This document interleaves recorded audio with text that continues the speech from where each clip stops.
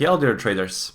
For today's analysis, I decided to cover the gold and the USD versus Japanese yen. And I think there is interesting opportunities on them. So I will start with the gold analysis and alert you about that. I found that gold basically is going higher. Gold went higher, but the pace of this upside movement was pretty sloppy. Basically, we got lots of overlapping candles on the 2-hour, 4-hour time frame, which is making this pretty suspicious for the way up.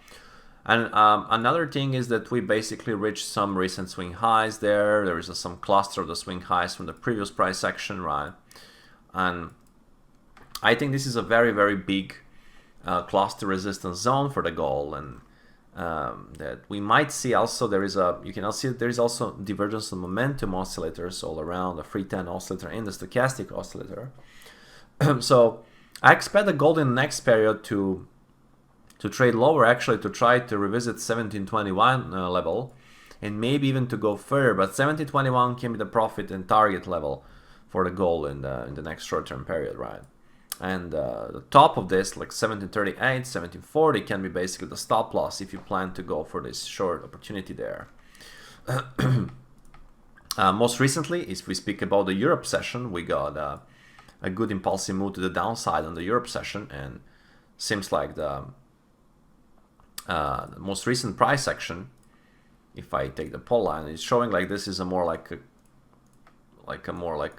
contraction, you know, after the selling off. So I wouldn't be surprised if we got another downside leg going into the US session. So bear divergences on the 4-hour, 2-hour time frame. Slope price actually, gold is sloping on the upside in a very controlled channel. So I wouldn't be surprised for another sell-off, probably towards the 1721. So watch for potential selling opportunities on the gold.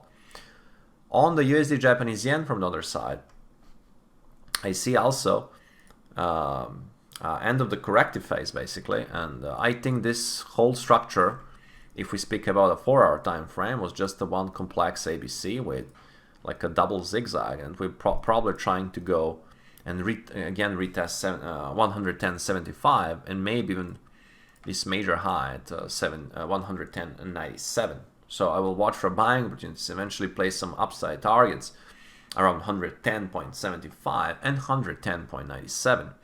Stochastic oscillators, as you see, just got a fresh bull cross, and intraday price action looks like that we got a positive opening from the Europe session. This is the beginning of the Europe session. We got higher highs and higher lows.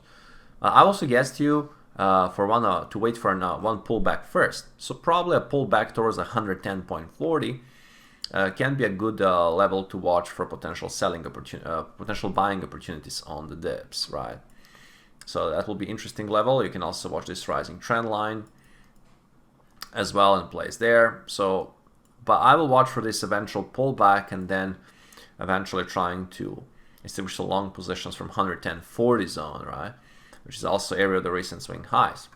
So I will watch that, and eventually I would like to put a target to be at the previous day high, which is 110.75. So there is I'll put 110.75, so this will be this zone here.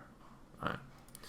So that will be the plan, you know, to buy the pullback intraday, there is the end, maybe pull back into 110.40, 110.35, and then eventually watch for a long with the first major target for the day, like a daily target in 110.75, and then also you can put it 111 second target.